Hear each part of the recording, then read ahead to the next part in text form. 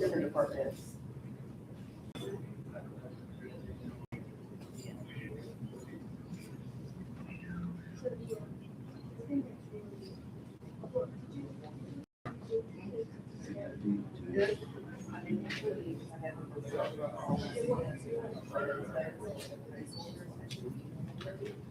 But I think he had a couple of T.H.E.S.I.S.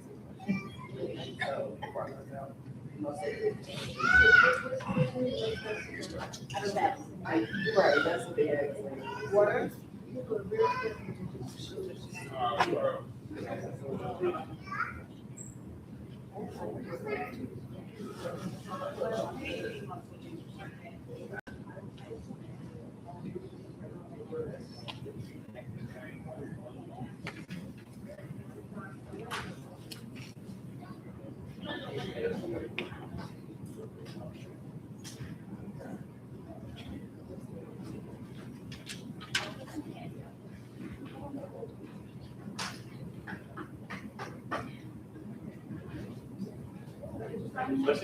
How you doing? How you doing? Yes.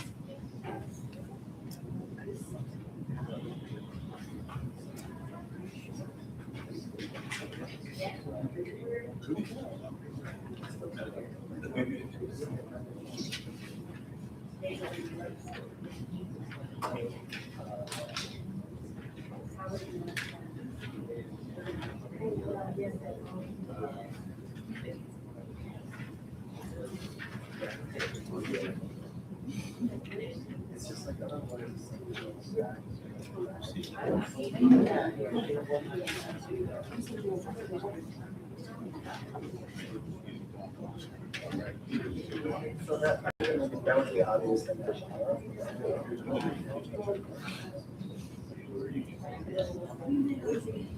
No, I know.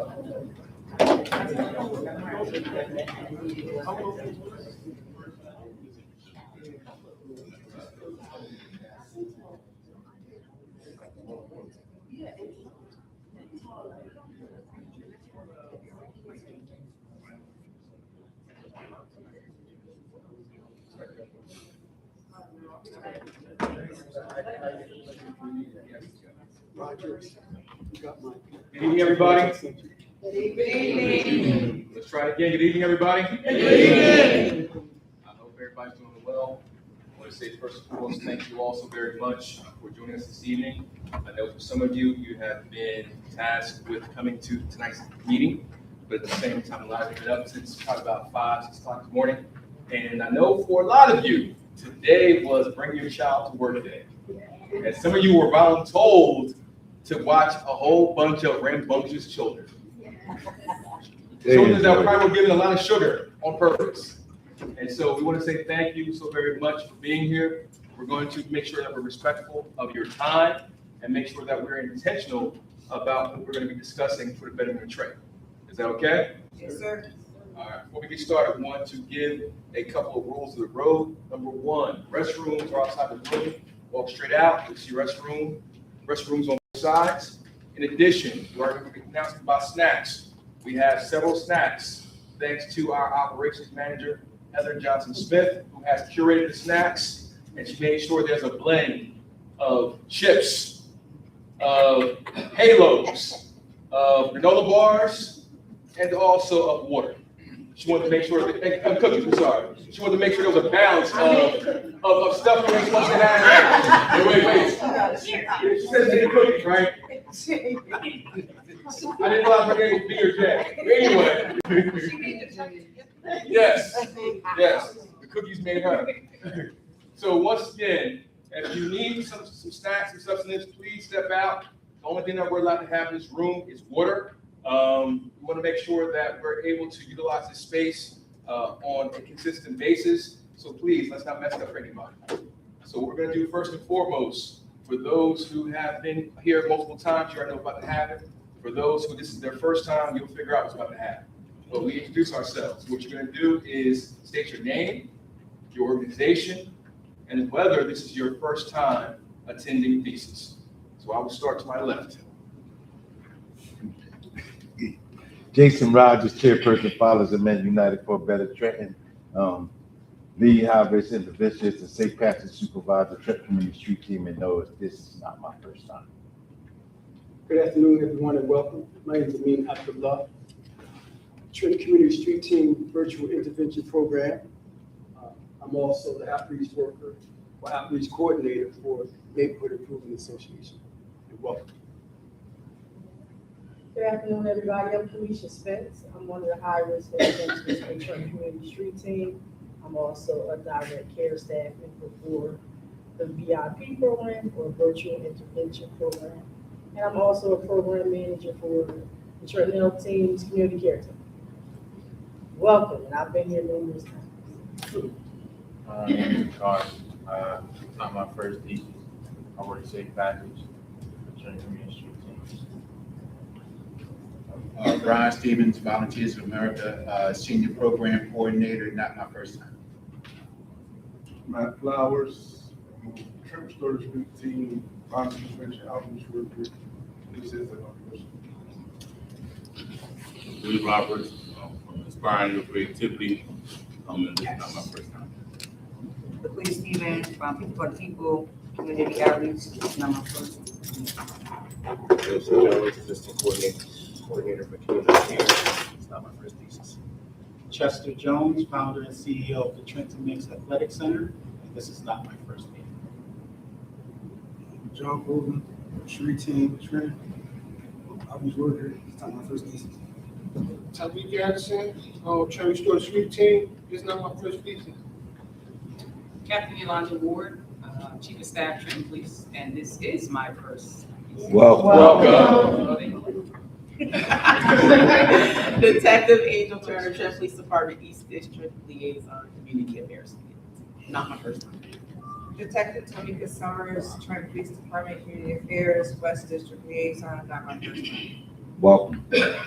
Ray Ingram, Trent Council of Civic Associations, TDI Connect, and a few other things. My first time recently.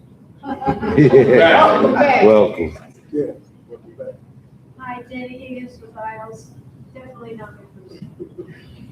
Hello, Althea Muse, TCNJ Barner Institute, and it is my first time. Welcome. Hello, everyone. My name is Sylvia Hilton. I'm the VIP coordinator for Trenton Community Street Team. Welcome. It's not my first meeting. Welcome. Everybody on Davon Center, Trenton Storage Street Team, Outreach Worker. Not my first. Everybody, Shafana Morgan, Trenton Storage Street Team, outreach worker, first responder. Definitely not my first. Mike Weller, Michael H.R.I., Short Street Team, not my first. Hi, everyone. Salina Rodriguez. I work for New Jersey Future, but I'm representing the Reconnecting Trenton Riverfront campaign, and this is my first meeting. Welcome. My name is Brendan Buckley. I'm the Executive Director for Trenton Wrestling and Learning Center, and this is my first meeting. Welcome. Hi, I'm Nikki. I am a program manager, and it is my first meeting. Welcome. I'm Danielle Leo. I'm the founder of Flexible Wish. Hello, everyone. My name is Heather Johnson Smith. I serve as operations manager for the Trenton Street Team. I've been here a couple times.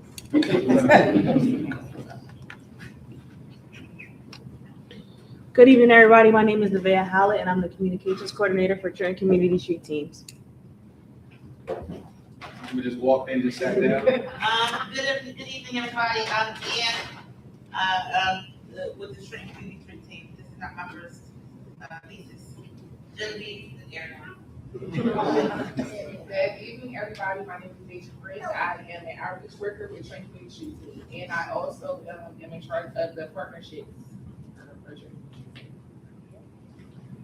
Good evening, everybody. My name is Dr. Monique Clark, affectionately known as Coach Mo, and I represent Mercer County Board of Mental Health, Mercer County Community College, Agape Healing, myself. Here. And this is not my first thesis. Once again, thank you all for attending. Thank you all for coming out. My name is Perry Shaw. I am Executive Director of Building Midway for Trenton and also for the Trenton Community Street Team. Trenton Community Street Team is an entity that is intentional in how we move. We're intentional in how we collaborate. The Trenton Community Street Team is made up of 3 different entities. You have ILS, you have Fathers of United for Better Trenton, and you have Building a Better Way for Trenton. This was done on purpose because you have 2 local nonprofits that are community-based, but when it comes time to acquire funding, a lot of times it's about reimbursement. And a lot of times, because it's about reimbursement, the local community-based organizations are shut out because most of us don't have $2-3 billion in our coffers to be able to shell out and then get reimbursed. A lot of us go bankrupt. And so the reason why we created Trenton Community Street Team in this trifecta in this way was to help capacity build Fathers of United for Better Trenton and also build a better way for Trenton. Because the goal, let me be clear, is for this entity to fall under Building a Better Way for Trenton and Fathers of United. This is an incubator from IOS. We want to make sure that people understand that. In order to have a community-based organization move forward, you have to have community at the forefront, not at the bottom. For a long period of time, that has been the case. People have helicoptered in, taking resources, taking our spirits, taking our souls, and taking our IP. In case you don't know, that's intellectual property. And so we're intentional in making sure that our team is trained, that our team is ready, and that our team is always willing to collaborate. As you heard, you have 2 street teams in the room. We're intentional about collaborating. Both street teams are. Our mission is for us to have multiple street teams in Trenton because Trenton deserves it. And that's the way things need to be. For a long time, people thought about violence in a one-track way. Response by law enforcement. People need to understand and have a change of mindset. When it comes to violence, it's a public health crisis. When it comes to violence, the best way to address it is addressing the root causes of violence. That means housing. That means education. That means health, mental, maternal, physical. That's the way you reduce violence. Mercer County is a very rich county in comparison to other cities. Trenton is at the bottom when it comes to income. Almost 30% of our population is living 200% below poverty. That's worse than some underdeveloped countries. And so all you being here means that you are here as a part of the solution. That means we're not talking about it. We're about collaborating and helping our community. That's the way you reduce violence. We can't lock our way out of this situation. You all are a part of the public safety ecosystem. Each of you have a part to play, whether you're law enforcement, whether you're a nonprofit organization, whether you're a faith-based organization, whether you're a street team, whether you're a hospital, you all have a part to play. And the best way for us to play that part is holding each other accountable. If we're falling short, call each other out on it. But at the same time, do it with a place of respect and do it with a place where we're trying to build and not tear down. Amen. It's easy to critique, but hard to create. What we're doing right now is creating. We're moving things in a proper direction. So, in respect for your time, I want to move us forward and have our community walk results mapped out by our operations manager, Heather Johnson-Smith.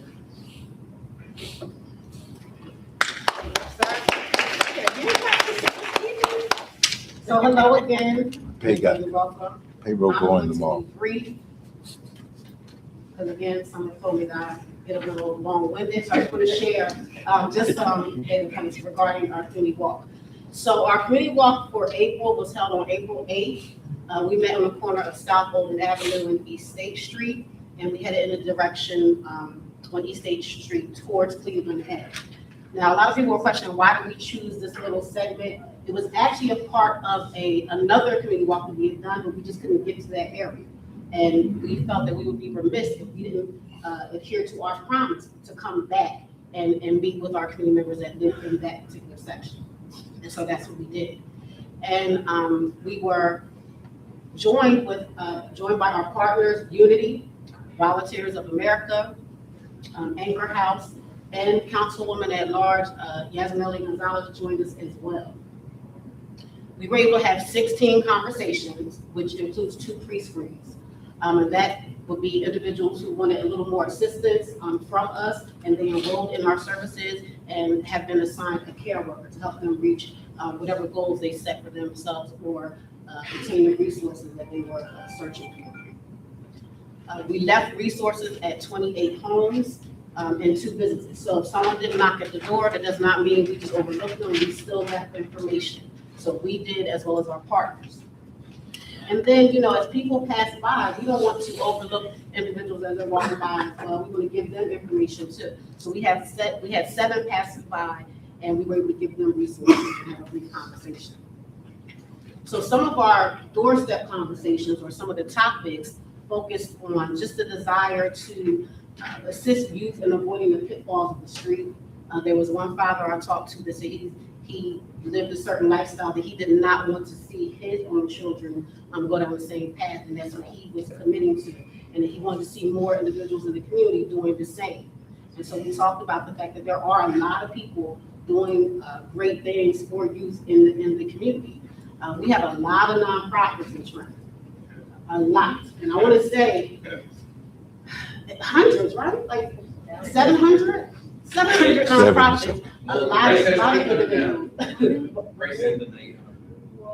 823 last time I counted. 823, thank you, Ray. That's why we appreciate you. 823 nonprofits. A lot of individuals and entities are doing a lot for youth, but again, our community may not be aware of that. So that's our goal, right? To be that gap filler, to share that information.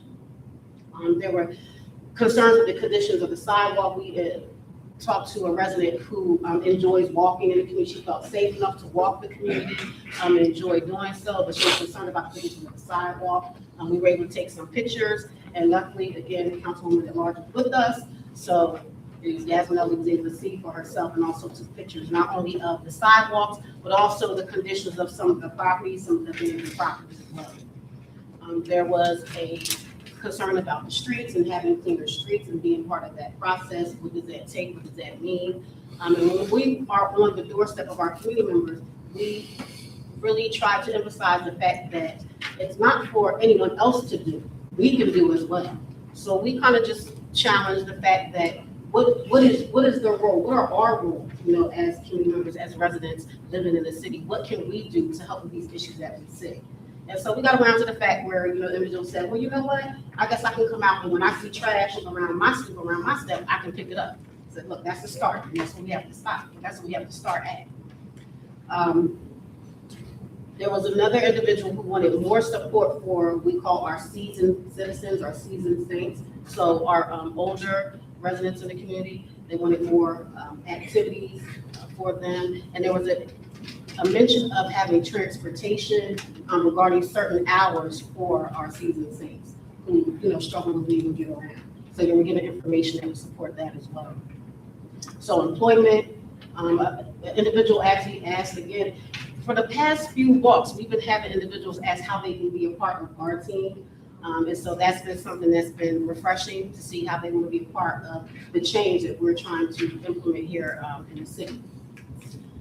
And we had an individual that really shared some personal struggles. So this is one of the pre-screening. Definitely not going to share his personal business, but he was grateful that he came across us and again did a pre-screen right in the street. And so that's why we are a little bit different in how we operate. We make sure that there's no barrier to someone seeking services, right? Everybody has a pre-screen on their device, or we have iPads that we take out in the community with us. So when someone says, I need help, I'm not sure what to do, we're like, look, but if you would like our support, we can get you enrolled in our services right here on the spot. And so we were able to do that for that individual.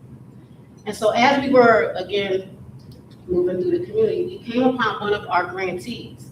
I don't know if everyone knows, but we had the youth amplification grants, and one of our grantees lived on East State Street, House of Vision, and he was just able to share his appreciation, gratitude, and also some of the other things that he's doing in the community as well, to be a part of the healing process.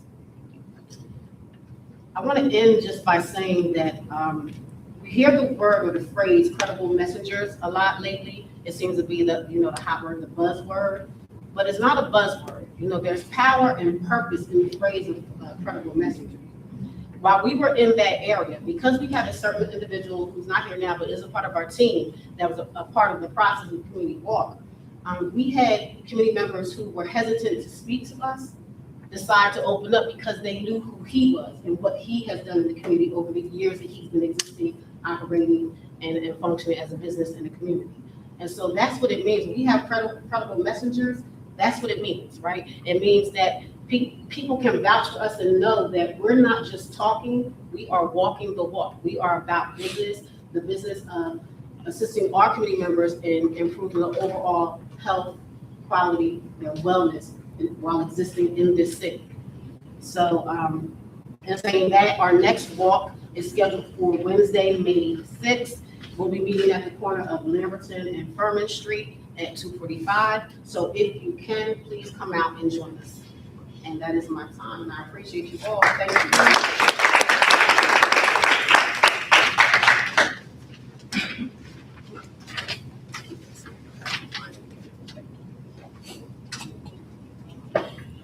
Thank you once again to our operations manager for breaking things down. For those who this is their first time attending, you heard Heather speaking intentionally about specific things, about how we engage with the community, about some of the neighbors' concerns. In the work that we do, we have to always understand that data is king, that data is important to utilize, and data is the lifeblood of the organization flowing. A lot of times when an organization starts and ends quickly, it's because of the lack of data. A lot of times we talk about what we do. It's not about what you do, it's about what you can prove that you can do. And that's why evaluations are important. That's why I invite people in who are honest brokers to evaluate what you do. And that's why us collecting the data and making sure that we are synthesizing and making sure that we are elevating the voices of our community is important. So I just want to make sure that you understand why we move along the way we move along. It's not to be boring, it's about informing you about us being accountable for what we're doing. Continue to hold us accountable. Continue to ask for that data. Continue to ask us to be that voice for the community. Because for a long period of time, that voice is not being heard. And as long as both street teams are around, we're going to make sure the voices of our community are heard. So I want to move on to our response walk. I'm going to be brief about that because we have to do our report outs. And this gentleman to my left has to leave. He's been up since about 5 a.m., but he ain't going to bed until about 10 p.m. because he's about to leave here and go to another meeting. So I got 2 minutes and then I'm going to pass it over to you. So the response walk. I know it might seem similar to our community walk. It's not. Our response walk is intentional. Our response walk is when we respond after there has been a shooting. We respond at a specific neighborhood that was impacted by a shooting. Because trauma is not isolated. Trauma reverberates. It doesn't just affect one person or one house, it affects an entire community. And for a long time, communities have not had entities or organizations that were able to provide that support. And so we want to make sure that we're intentional about what has been occurring in the last few weeks in Trenton. We can't hide from things. We are proactive in what we do, but we also have to be reactive sometimes as well. And in this work, we have to provide services for those who are survivors of violence. Let me be clear, perpetrators of violence as well. The reason why we do that is because individuals who have been survivors of violence, who don't receive services, sometimes become perpetrators of violence. And sometimes those perpetrators of violence are not having individuals there to have important conversations, not there to provide services, and they continue that cycle over and over and over and over again. So let me be clear, yes, we do work both sides because we want to eradicate violence in Trenton. But getting back to our response walk, we had a response walk in Donnelly Homes because there was a shooting in Donnelly Homes not too long ago. Several individuals were hit. One individual unfortunately lost their life. For us, it really hit home because the shooting happened right outside of our hub at 924 Southern Street. That's where our office is. And so we made sure that we collaborated with our partners in this work, the Restore the Street team, and we walked all the way through Donnelly Homes. Not only was it both of our organizations, we also were joined in by Fathers United for Better Trenton as well. I'm not going to say it was easy, because it wasn't. Some of the conversations we had was tough. But in order to make effective change, you have to have tough conversations. You cannot bury your head in the sand. You have to be willing to hear people when they're talking and listen to people who are in pain. And do not sympathize, empathize. And so for us, when we came across individuals in the community who were not fearful about talking about how they felt about this, they gave it to us. And the ironic thing was, for a lot more positive individuals who said they felt safe versus some individuals who said they did not feel safe. Some of the concerns that people had was about their apartments, about knowing the process of how to improve the conditions in their apartments, not realizing that the process has changed and everything happens online. And so they're wondering why they're not having the super come out and fix their screens, fix their doors, fix their walls, fix their toilets. Simple communication, simple effective communication is able to relieve issues and problems sometimes. We also came across a lot of youth riding bikes, not having a care in the world, coming up to us and asking us why we're here. We engaged with 32 adults and 12 youth in Donnelly Homes. Mr. Carver here, where you go? Right, you stepped down a little while ago. Step down. He was Bobby told to carry a couch out of somebody's apartment. But that is how we engage with the community, because that young lady who we had to carry the couch for also filled out a pre-screen because she needed services. So we got to carry a couch to get you some services. We're going to carry 4, 5, 11 couches. Because that's the way things should be. I will end on Donnelly before I get to 25 on this. Myself and Mr. Vanya had a conversation with the woman. And I mean, she was taking us to task. When I say taking us to task, when we talked about services, she basically talked about her multiple decades of living in Donnelly Homes. She talked about her trauma, but they didn't want to admit that she was traumatized. She talked about the fact that she was at a point that she didn't care if she saw a child getting shot in front of her apartment. But we listened. But in the conversation, we had a win. You know why? Because initially she said she didn't want none of this crap. She didn't want no brochure. She didn't want no information. But as we were leaving, the last part that we said to her was this: well, how about you take some of this literature to somebody that you know and needs some help? Somebody in your family that needs some services. You should agree. Little wins. Little wins. Sometimes people are not ready because they're traumatized. Sometimes they're not ready to receive the information because of what they're going through. But we can never, ever give up on our community. For North 25, another location that we had did our response walk in, we engaged with 33 adults and 6 youths. I know a lot of people talk about North 25 like it's a bad place to live. Just about everybody who became in contact with North 25 say love their complex. They talk about wanting resources. They talk about services for youth. And one of the things that Trenton does well is provide a lot of different services. But the bad thing we do, the one thing we don't do well is communicate. We're going to continue to advocate and beg each and every single one of y'all. If y'all got something going on, let those street teams know.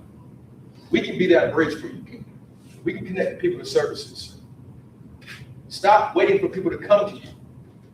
If they don't know the services are available, how can they come to you? With that being said, I just want to make sure that you understand that we're out here consistent. We're being proactive and we're being reactive. And I want to say it once again, thank you to our partners in work, Restore the Street Team, for coming out to the community walk. This is the first time, but it definitely won't be the last time. That being said, can I have all TCST reporters come up so we can report out? I know we usually have Mr. Rogers go last. We're going to have him go first so he can make his way to family homes for their community meeting.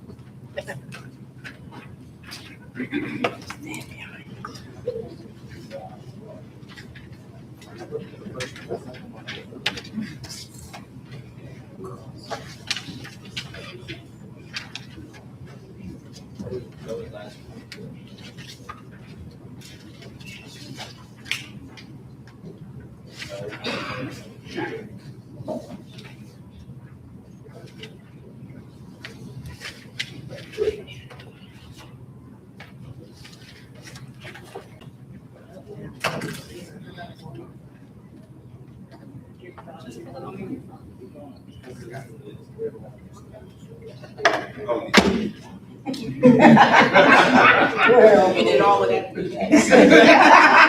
not doing that. We're not doing that. Pray for me. St. Patrick's report, as you know, we're at all the high schools, 9th grade academy, 1,111 students, 1,100 students, get the numbers right. Capital City High School around the corner, 665 students. Then Trenton High main campus, which is 2,300 students in both. That means me and my staff, we are responsible for 3,783 students getting in and out of school city. We only had 2 incidents in April. On April 14th, we had allegedly some Hamilton High West students coming to 9th grade academy and saw a kid. When I got the information, when I returned back to town, I immediately met with administration at 9th grade academy. We put together an action plan. They did try to come back the next day. We was able to have some conversations with them. Administration had a conversation with Hamilton High West principal, and to the day I had them come back in that area trying to have any type of interruption or bad behavior. Yeah, they came back the next day, the 15th. After that, nothing else happened. On Trenton High, we had one incident where it was the trespassers. We worked with Kima, the SFJ supervisor. Parents came up there, social media stuff. You were talking about my baby, this, that, and other, trying to get into school to a student. Both me and Kima alerted our teams. We responded, and they tried to come around the corner to the other side, but we was able to talk them down and told them it's just a social media stuff. Just let that stuff go. You got to be able to talk to our community. You got to be able to have a real conversation with them, because something as simple as that could have been real ugly, because they were trying to get into school. So we was able to talk them down. They haven't had no incidents since then. So that's the St. Patrick's report. Male mentoring report. In March and April of 2026, we had 2 sessions. The first session was presenters with H.R.I. Hall and Hybrid Uzi. The topic was risky behavior. That was on March 31st. Excuse me. The second session was presenters was Hybrid Adams and Hybrid Rodriguez, and that was on health and fitness. Both sessions was very good. This cohort is more interactive with us. We was able to bring in some healthy drinks for them to drink last Tuesday. They tasted all the drinks and talked to them how what you put in your body will help you, how it will affect you as you go through the day. So we had a real good conversation with them about putting good stuff in your body. And at the end, we all ended up doing push-ups. We did about, what, 40 push-ups? 50 push-ups with all the you. Who did 40? Who? 40? You got some money? I got right here.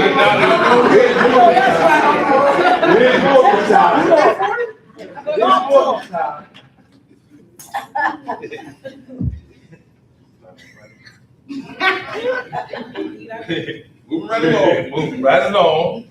On the 31st, I kind of went backwards, but on the 31st, the topic of risky behavior, the kids was very interactive because it was right before spring break. So we wanted to do that before spring break. We wanted to get with these young men and talk to them about people, places, and things. And when you're on spring break, you're out there to enjoy yourself. Try to stay away from negativity. And they had some real good questions that really made us, we had to, dig in and explain to them, why not? No, that's why not.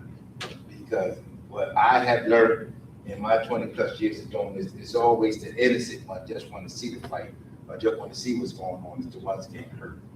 You know what I mean? It ain't really the ones that's out there in it. It's the ones that's watching that get hit, unfortunately. So it was good to see them all last week. They all made it back to school. They all doing good. We appreciate y'all. Please continue to pray for Trenton Community Street Team. Please pray for me. I've been up since 5 a.m. and I'm going to another meeting.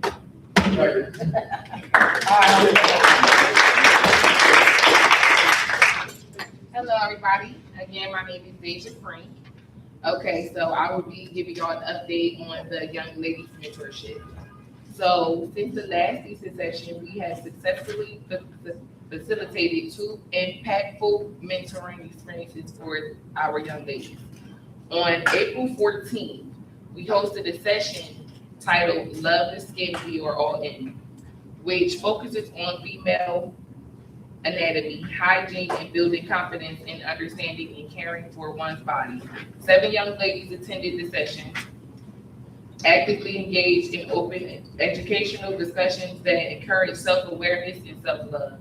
On April 21st, we led a second session on communication and conflict management, while 8 participants explored healthy ways to express themselves and navigated disagreements and strengthening their interpersonal skills. Through interactive activities, group discussions, and real-life scenarios, the young ladies were able to practice effective communication techniques and reflect on how to handle conflict in a positive and respectful way. Both sessions created a safe and supportive space for learning, growth, and meaningful connections.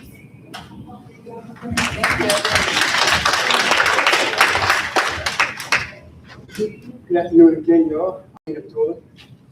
I've been tasked to give you data points for the virtual intervention program.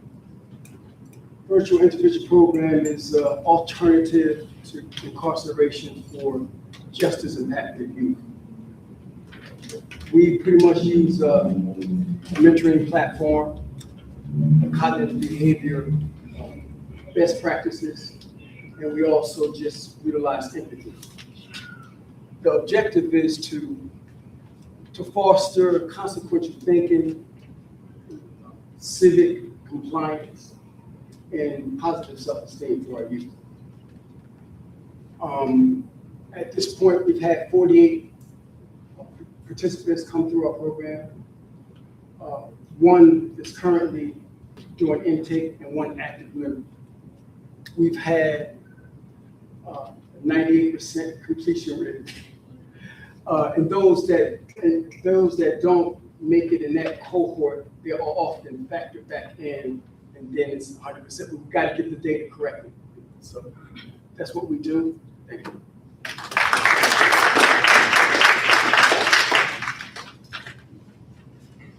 Good evening, everyone. I'm Joseph Jones, the Assistant Coordinator for Community Care. I'll be reporting out for Community Care as well as for T.H.E.S.I.S Plaza. So between now and last thesis, we've had a total of 27 service connections. For housing, we've had 8. For employment support, we've had 3. For legal services, we've had 2. For child services, we've had 10. And also, there's been 19 families served T.H.E.S.I Plaza. We've had, for housing referrals related to violent crime, we've had 1. For our identifications assistance, we've had 1. For mental health services, we've had 1. And for victim services, we've had 1.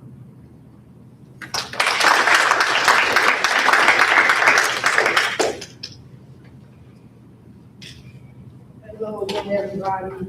Again, I'm T.H.E.S.I.S, and I just want to give us a health spotlight.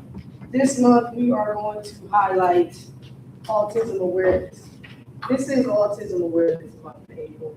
And then for those of you who did not know, the City of Trenton had a ceremony on April 2nd, atrium, and they provided resources and information on how we can identify and treat autism for our city. So just to give you a little background about autism. Every April, millions of families and educators and advocates come together to recognize Autism Awareness Month, a time dedicated to understanding, accepting, and celebrating the autistic community. Whether we're parents of a newly diagnosed child, an educator looking for classroom ideas, or an autistic adult who has known this world their entire life, April holds something meaningful to this group of people. This year, the theme for autism was celebrate the differences. This message is very near and dear to this community because we want to accept people with autism. So the focus was to make sure that you're educated on what autism is, how you can identify it, and resources that you can use for treatment. Some of these services, I actually put together a list of resources on the back table for you all. It's this and it's a couple of other things stapled together. These are services that you can tap into that's in the Mercer County area. And I wanted to highlight one in particular that is right here in the city of Trenton that a lot of us probably are not even aware that they have these services. It's the Henry J. Austin Clinic. Henry J. Austin has a pediatric clinic. And at the pediatric clinic, these doctors are there to identify these challenges in our very young children. They identify them from ages 2 to 5, actually 18 months to 5 years old. And when these children, they exhibit signs that they're not reaching certain milestones in their lives, like speaking, fine motor skills, things that they're not doing that they normally should be doing by a certain age. Usually a pediatrician will point these things out to you if you don't point them out to the pediatrician. And then they can connect you to resources that I'm going to discuss with you today. And I want you to know that even though a lot of these resources may not have an office in the city, they bring these resources to your home. These therapists come anywhere in the city to provide one-on-one therapy to you as a parent and your child. And they offer a lot of support for the parents, which is very necessary and very important to cope and to be the best parent that you can be for these special children. So the first one I wanted to highlight was Kaleidoscope. ABA therapy services. Their information is on the back as well. And I want to tell you what ABA therapy is. ABA stands for Applied Behavior Analysis. It's a therapy that is proven to be evidence-based, and it's a best practice model used to provide effective treatment to individuals with autism spectrum disorder, as well as other behavioral and developmental disabilities. So this is one. Their contact information is on this list. And I actually met these people at the ceremony. Another one is A-to-Z. This is the one that's in our area. They actually have an office at 3100 Princeton Pike in Lawrence Township. They were in the building as well. I do have their information on the back table. And the last one I have is Caring Hearts Support Services. They provide services to developmentally disabled individuals, and they are an approved agency serving New Jersey for a number of years. They were all in attendance, and if you reach out to them, they will set up a consultation or an assessment with you. And again, that assessment can be in your home as well. They will come to you because they want you to be proactive.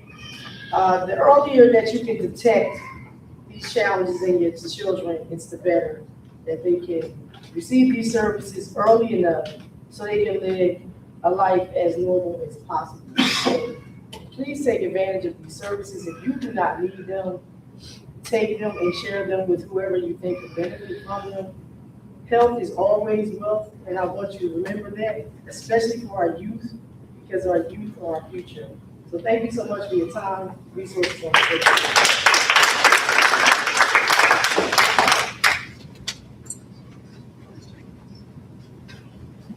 I want to say thank you to all of those who reported out. As we get ready to move on to the next aspect of thesis, I want to say once again, today was Bringing Children to Work Day. And so we want to make sure that we make that connection and make the connection with resources that are available. The challenge I will put out to all of you is this: if you are in this space and there's a person here that you do not know, that you never have contact with, and they're offering services, have a conversation. Make sure you connect. Go to that resource table. Share your resources. That's how we get the work done. I'd like to call partners in the work up. TRST report out, please.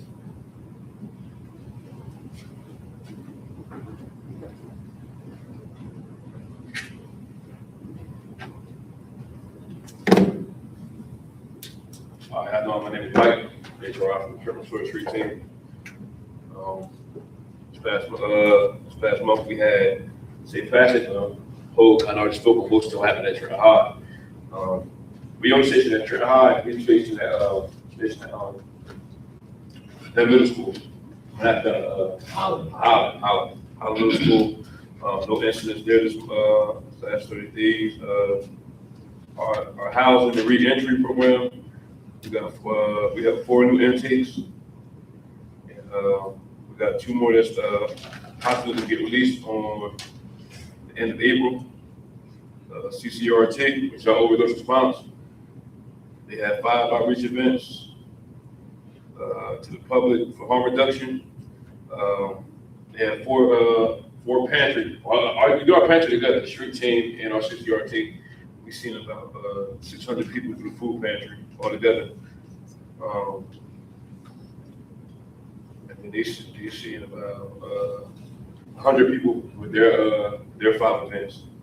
And then the street team, the violence intervention department, we had 11 events, outreach events. We had 2 partnered with the street team, Trenton community street team. We had 4 boxing circle events. We had 11 kids. Also, we had a conflict resolution. One of our outreach workers had a situation, and it just goes to show like that. Just because we leave our past alone, and sometimes things can still come back, but it's still working about working towards making a conflict. So we real big on that as far as like making conflict resolution, and we was able to come to a resolution of that conflict that happened. I'm going to get too deep involved into it, but it was very serious, and I just think it was a very big up for the work. You know, it was a very helpful thing. I think to let people know that, hey man, we really out here in these streets for real, and we really out here like trying to mitigate, stop the abuse, stop the gun violence. And like always, if anybody got any situations where they want to get it off their chest, I got the keys, my boxes in them 24/7. I do this boxing academy. You come in there and they can get off their chest. That's it.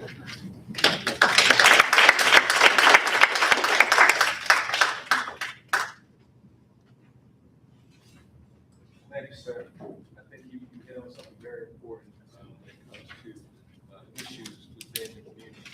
A lot of times people think because they have a certain title or they live in a certain location that they're immune to issues and problems. We have to walk the walk and talk the talk. Just because we are two street teams does not mean that we will not have conflict. In families, you have conflict. And both street teams operate like family. We are family. The ups and downs, the good and bad. The most important thing is that while we're in this work, we're provided with tools that we put in our toolbox.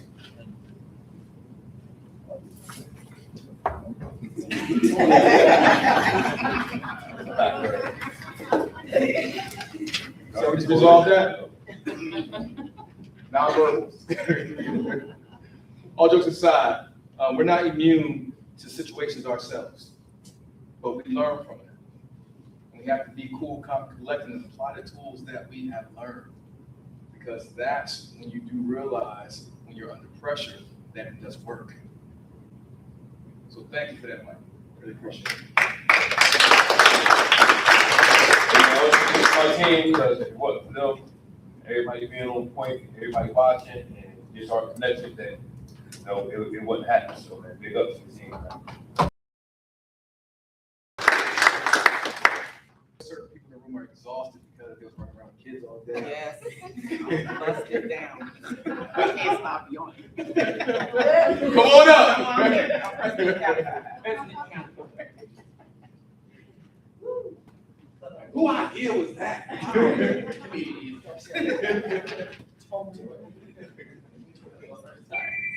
Good evening, everyone. Good evening. Gonna keep it short and brief.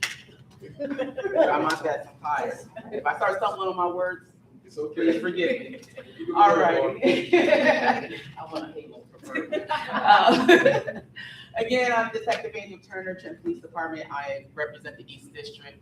I'm going to speak on our crime analysis for just specifically the East. Because if we go through the whole city, we'll be here all day.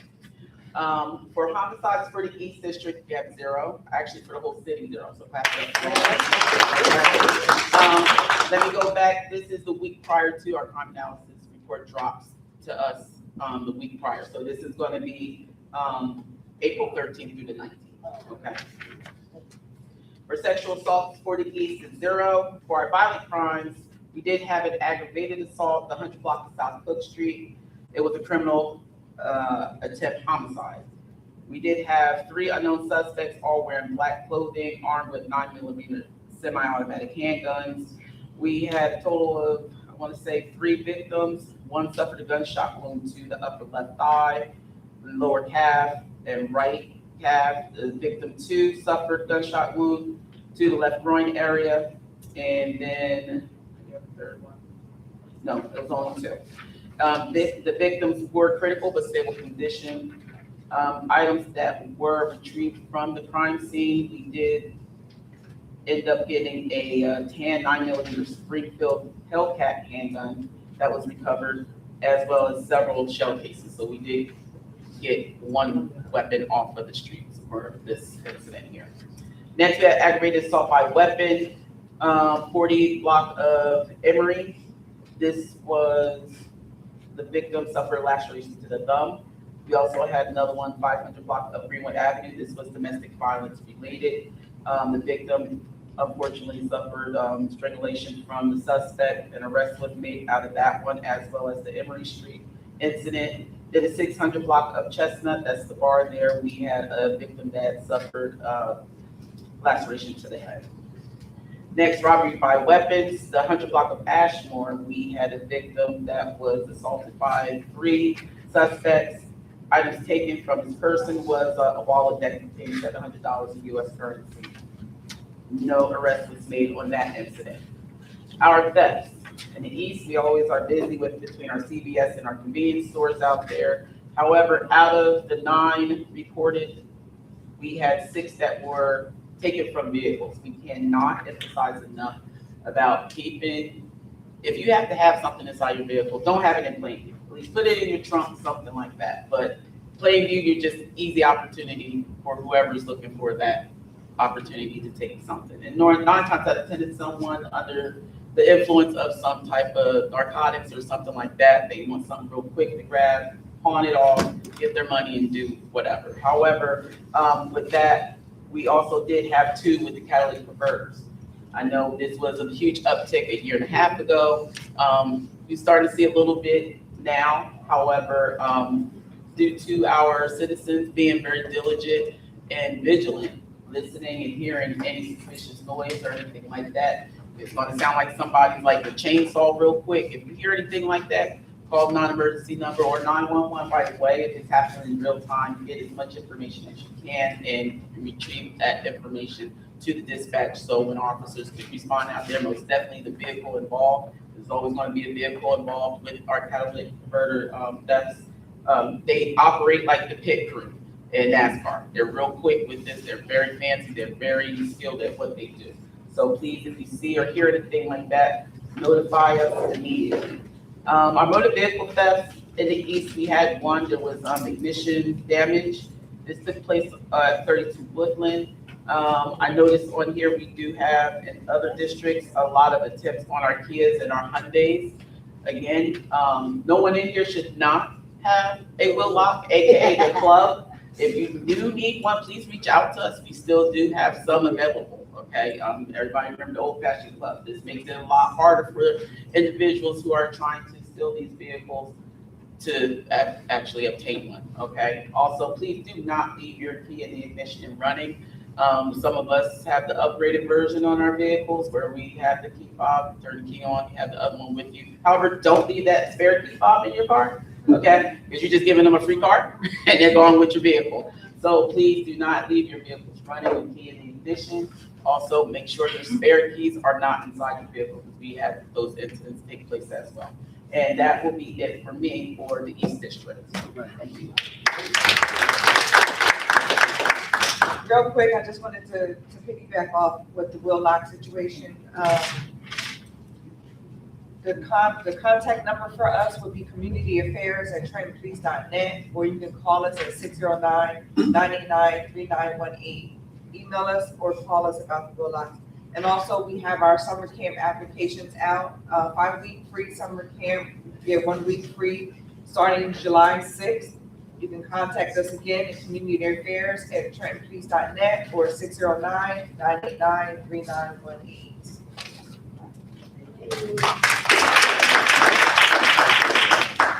Good afternoon.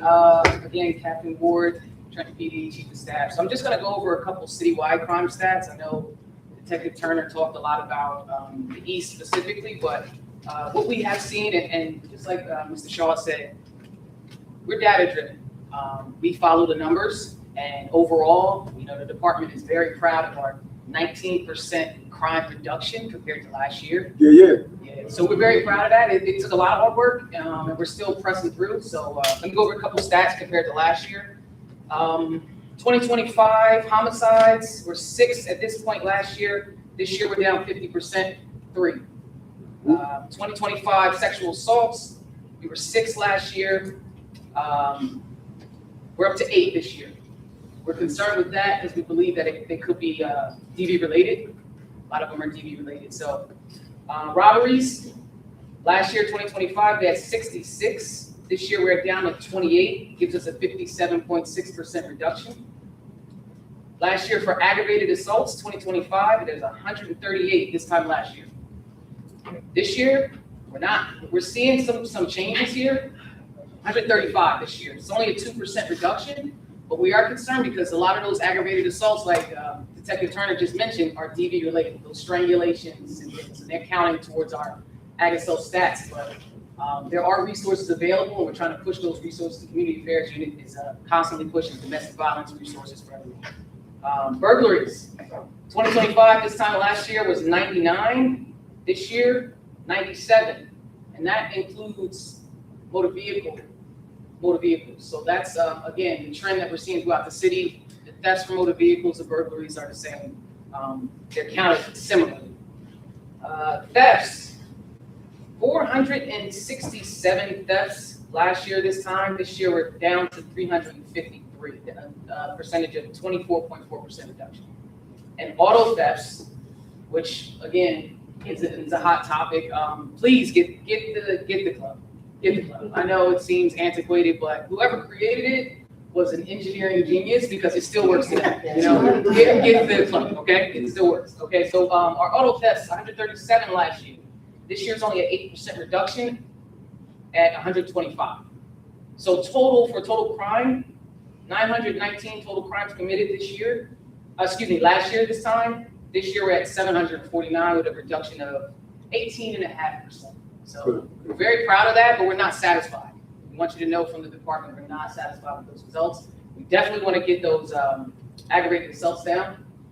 It's a huge concern for us in the department, so we definitely want to get those down. So a couple highlights from the department. Our recruitment is going just fine. We're opening up applications again May the 1st through May 31st. Starting salary is at $40,745 in the academy, and it goes up to $48,000 after the academy, so roughly an $8,000 jump. The requirements are city resident, which is we kind of take that case by case basis because we're seeing that we don't have a lot of city residents applying. So we're kind of, once we don't have the city residents, we go out to surrounding jurisdictions, Hamilton, Lawrence residents, Ewing residents. We try to stay within the county in terms of that. The age is 18 to 34. Got to be a U.S. citizen with a high school diploma or a GED, clean driving record, no indictable and or drug convictions. And you must pass a PTC, Police Training Commission mandated physical. So the Police Training Commission, as you all know, I'm not sure if you're aware, but we are licensed. Police officers in the state of New Jersey have been licensed. This was launched a couple years ago. And we have to maintain certain trainings and physical fitness coming into the police academy. So there's a standard there that is not, it's not stipulated by the Trenton Police Department, it's by the state. Dolly Homes, obviously there's a bit of uptick in crime there. We're gonna continue to monitor it and provide extra attention there when needed. But the takeaway from that is we don't have the numbers that we want to have to contribute the extra attention there. So what we're showing is, again, we're data driven. So we're going to go to those hotspots in the city and provide extra attention.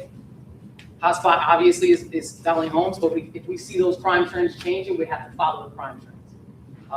ATV task force, as you guys heard, I'm sure, coming down the street here, we're going to continue to do an ATV task force. What we're doing differently this year than last year is that we're collaborating with outside jurisdictions. So the task force is not specific to us, and that helps us out because we don't have the manpower we like, and the outside jurisdictions are seeing the same problems that we're seeing in terms of the ATVs. So we're collaborating together to do the ATV task force as much as possible. And last but not least, our traffic unit launched at the end of March. So far, they've had 4 enforcement events. Out of those 4 enforcement events, 150 tickets were issued.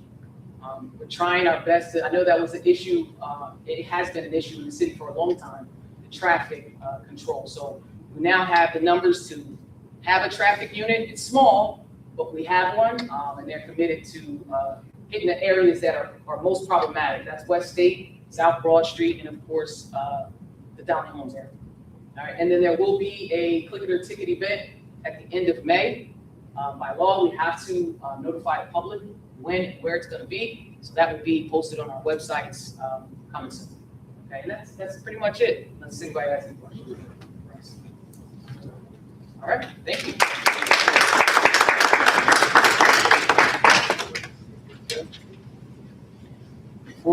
move on to our presentation, getting towards the end of our agenda, I just want to tap into something that was mentioned. We've been hearing over and over again about DV-related situations in Trenton. This isn't something that's new. The fact that we're talking about it more is important. And it's affecting more people as well. That's one of the reasons why our partners in the work, formerly known as Women's Space, was intentional about changing their name to youth. Because they wanted to know that they were there for everybody. And a lot of individuals didn't feel comfortable going to a place called Women's Space because they didn't identify as a woman. They weren't in situations where they were having partners who were women or they were women themselves. And so we got to make sure that we are intentional about the work that we do and intentional about how we market ourselves as well. And that was a big step. That was bold of them to say, you know what? Yeah, we got to change things up. Because they have been effective for years, if not for decades. And for them to take the step and say, nah, we want to make sure that more people know that we're here for them. And Unity has a lot of resources that's available. And a lot of times when we're responding to acts of violence, we have to be in situations where we see individuals who we suspect are in DV situations. And sometimes they can't speak because they're right next to their perpetrator. And so I just want all of us to be mindful of that. I know we all have been impacted in one way or the other, with a family member, with a loved one, with somebody who was cool with, that probably is going through something DV related. Let's make sure that we provide those resources. Let's make sure that we step up and be their voices. And do so without judgment. We don't know people's situation. We should be judging why they're going back over and over again. We don't know if that person has a bank account, has a driver's license, has access to funds to leave. But let's continue to be there for those who are going through situations DV related. So thank you for those stats. Thank you for the information. Really appreciate it. With that being said, I would like to bring up our presenter for New Jersey's future, focusing on reconnecting Trenton Virtual.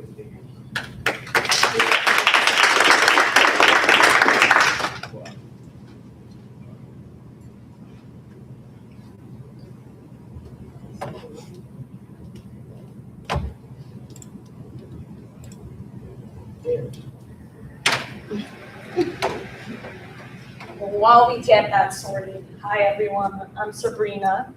It's nice to meet you all. Thank you so much for the opportunity to present today. I'm representing Reconnecting Trenton's Riverfront, which is a campaign, an advocacy campaign ran by New Jersey Future. We're a nonprofit here based in Trenton. We've been here for 40 years.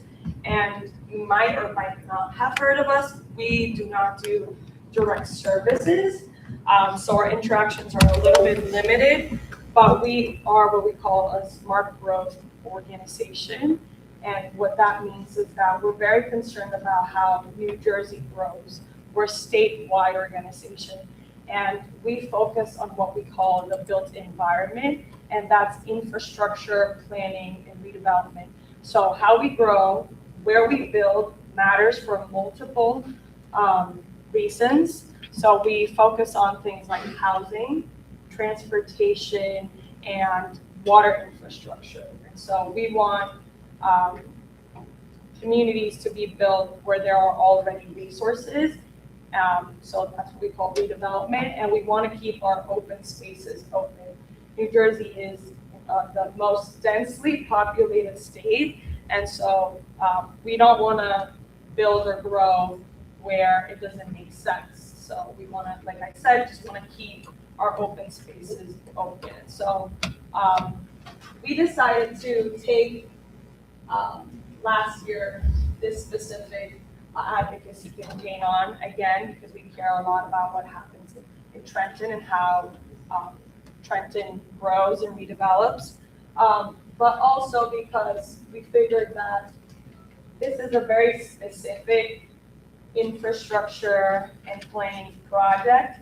And we felt that we at least could have some of the expertise to move the engineering and the planning side of this process forward as advocates. But this is a project for Trenton, and that has to be powered by Trenton. And so I've never done this presentation in 5 to 10 minutes, so I'm gonna try my best because I know I'm also in the way between you and home.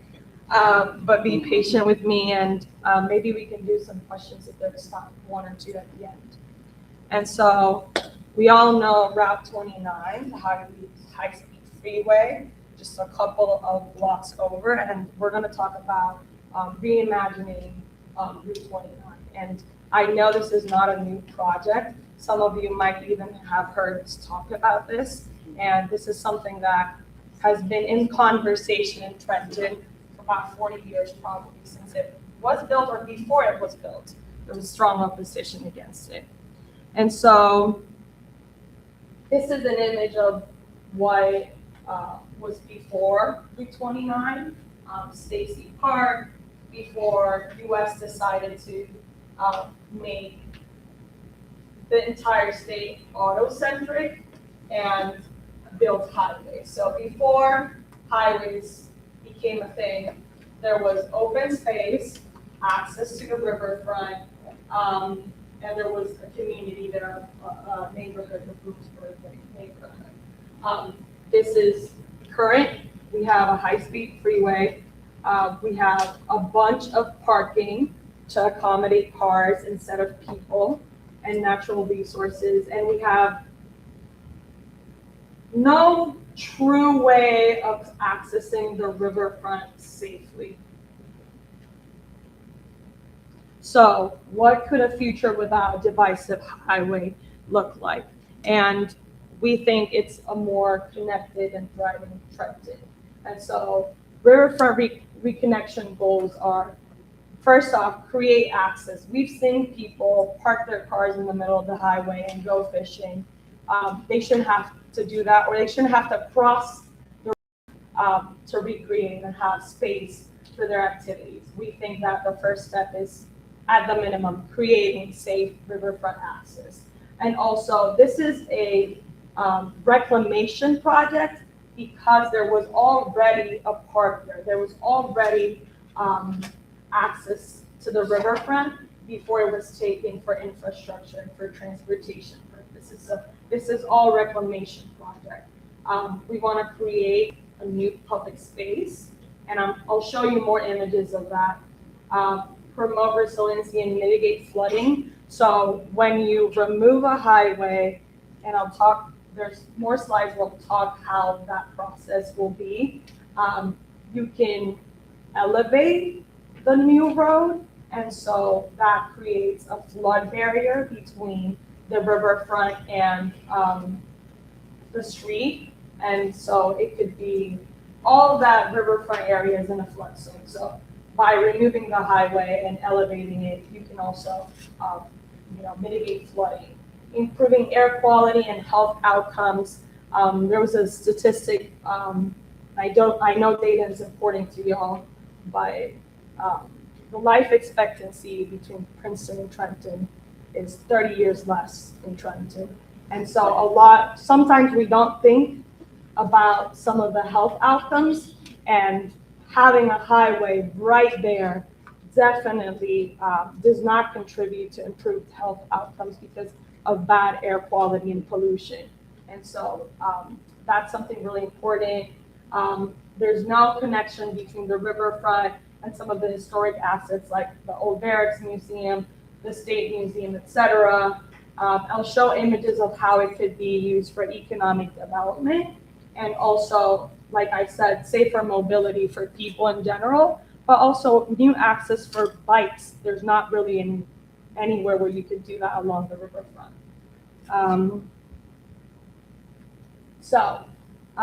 What's a boulevard? So what we are proposing, and what the state and county are proposing as well, is converting the freeway into a boulevard.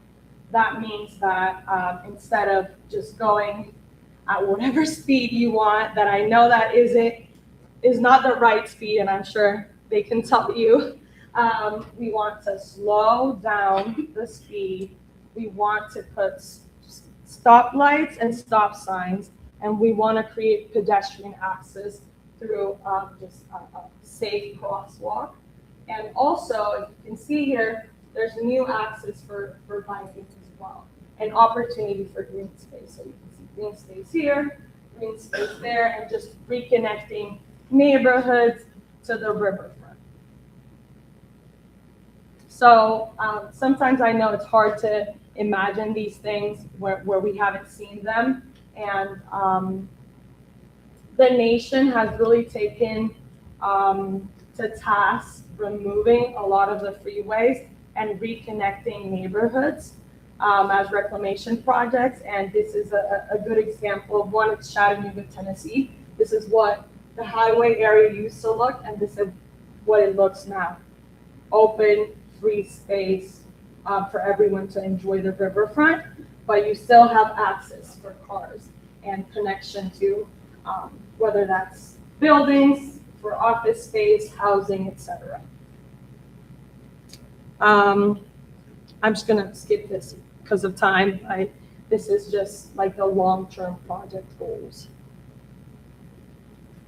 The current, so I'll talk a little bit more about this, but New Jersey Future isn't doing the engineering and the planning for this. We're doing the advocacy support in spreading the word about this project and keeping the people who make the decisions accountable of fulfilling the timelines. And so right now, Mercer County is doing a local concept development study. They've been doing this for about 2 years, and it's gonna end very, very soon.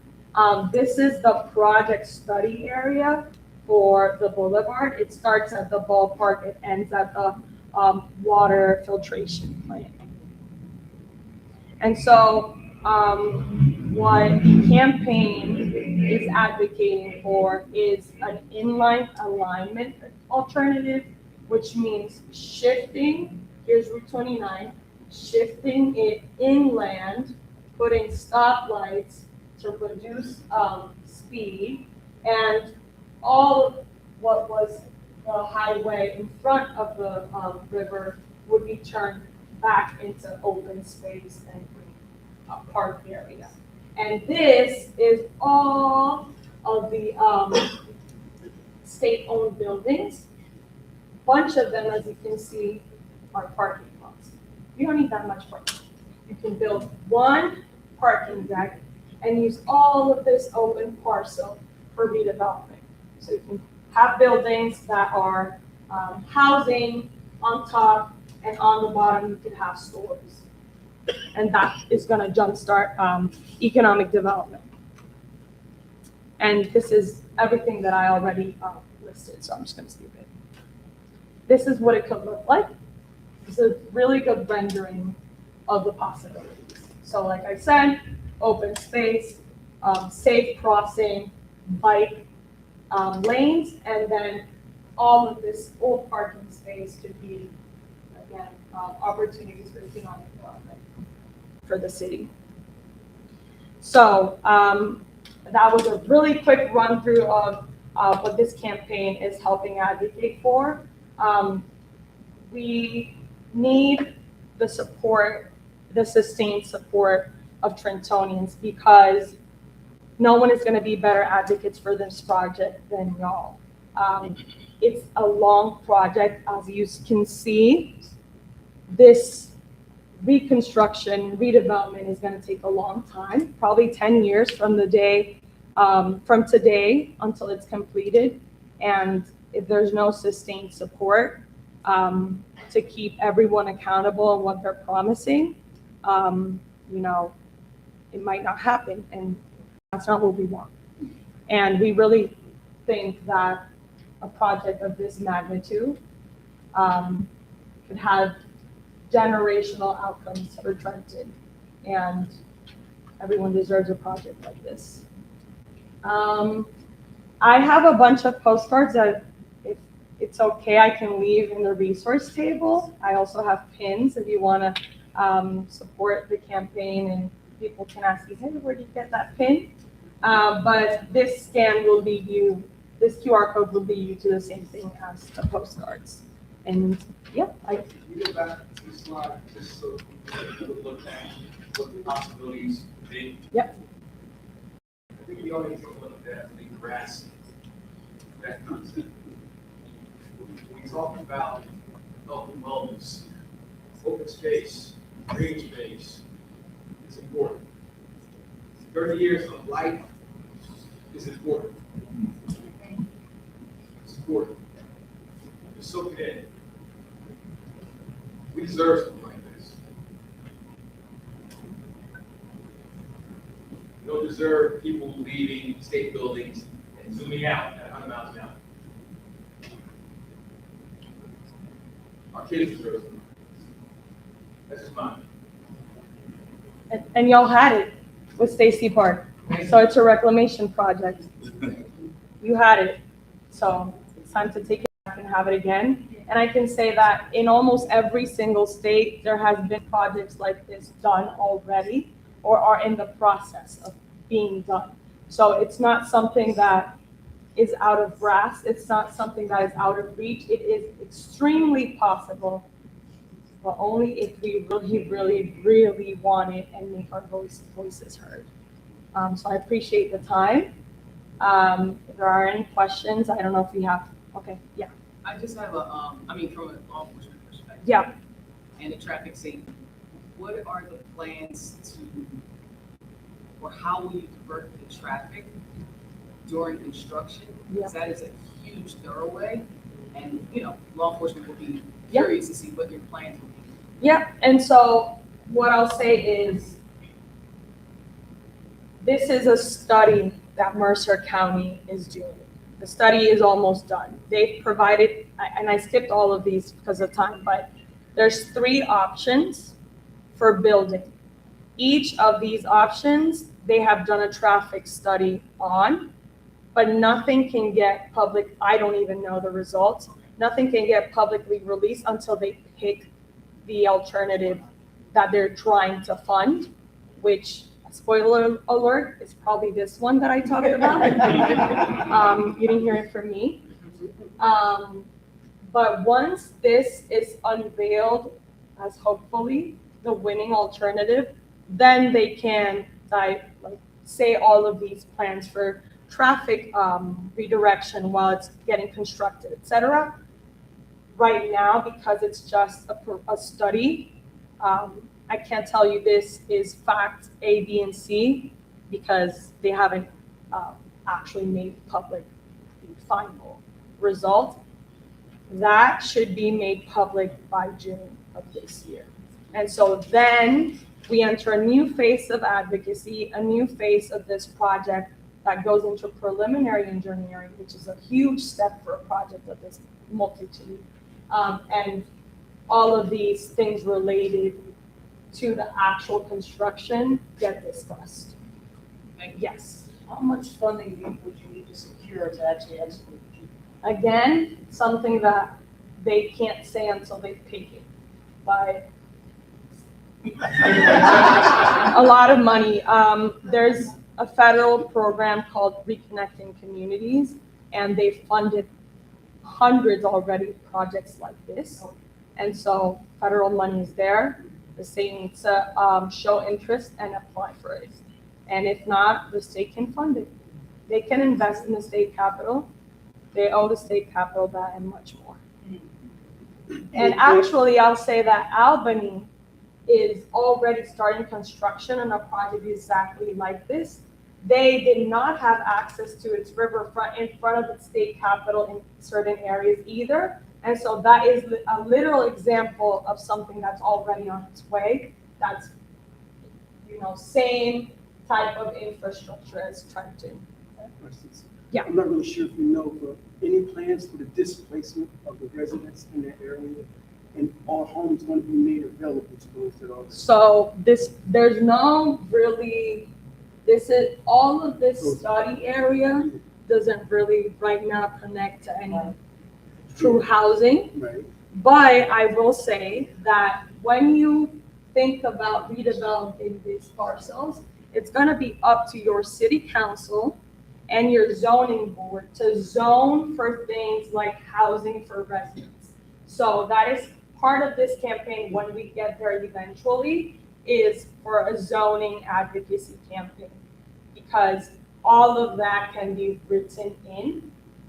And so for multiple things, not only housing, but jobs. Sure. We can make it a thing written that a percentage of jobs need to be for Trenton residents. We can make it so that they hire some local companies to work on that as well. So all of that can be written into the project. It's just, this is like step 1 or 0.9 out of 20 steps, but we will get there. Thank you so much. Really appreciate it.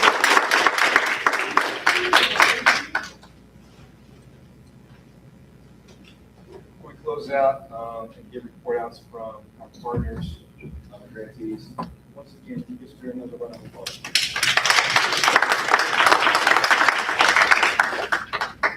Thank you for asking that question.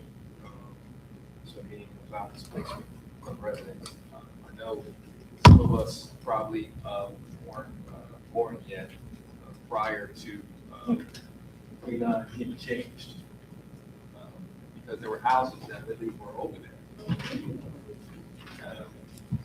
History book shows that. Next month, you'll be hearing about a report that TCST was in collaboration with Princeton University about Trenton. And you're going to get a copy of that report as well. And one of the things we talked about was the displacement of Trentonians, was how the history of Trenton and how people of color were put in specific areas that weren't really conducive for most of us to live there. In fact, how things were intentional, like like people who look like us being displaced. And so this wasn't by mistake, this was by design. And so thank you for bringing it up. Thank you for letting us know how we can advocate. And for those who may ask the question, how does this connect to violence reduction? Oh, it connects. That's why this is thesis, Trenton Health, Education, Safety, and Information sessions. This is about us knowing all aspects of it. This is violence intervention and violence prevention as well. So once again, thank you so very much. Before we close it out, we can go around the room for our partners in the work. If you have anything to report out, you have 1 minute to do so. Let us know what you got going on. Let us know what you got happening between now and next month. And if there's some help that you may need for any of us in the room, I'm gonna start with my good friend. Yes, sir. Kevin Ball, CEO of Medical Hope. We just closed out, thanks to a grant of Trenton Street Team, our social media awareness with a bowling night at Colonial Bowling. We had a great time over there. The kids had an awesome time.